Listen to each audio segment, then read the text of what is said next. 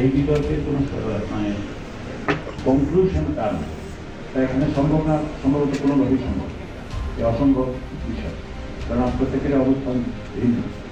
তো সেই জায়গা থেকে আমরা মনে করেছি যে এই প্রস্তাবটি গতদিনের আলোচনার সেন্টিমেন্টকে ধারণ করে এবং যে প্রতিশ্রুতি মুক্তিযুদ্ধের তার প্রতি আমাদের যে কমিটমেন্ট সেটা প্রকাশ করে, গণতন্ত্রের সংগ্রামটা আমার যতদূর মনে পড়ে যে সাম্য মানবিক মর্যাদা, সামাজিক সুবিধা এবং গণতন্ত্রের ব্যাপারে এক ধরনের এটা থাকার বিষয়ে মূলনীতি হিসেবে কম বেশি সকলের মত দিয়েছেন এবং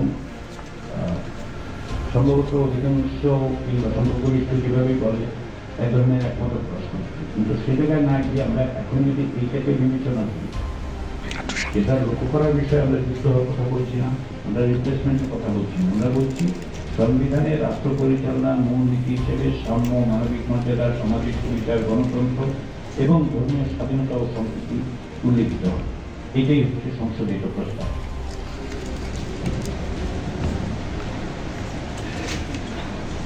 ধন্যবাদ মাননীয় সভাপতি। এ বিষয়ে কথা বলবার জন্য এখন পর্যন্ত আমি দুটি চিঠি পেয়েছি, যাদের এই প্রস্তাবের সঙ্গে আগের মতোই একটি পদ্ধতিতে যে যাদের ভিন্ন মত আছে এ বিষয়ে তারা কথা বলবার জন্য আমন্ত্রিত হবেন।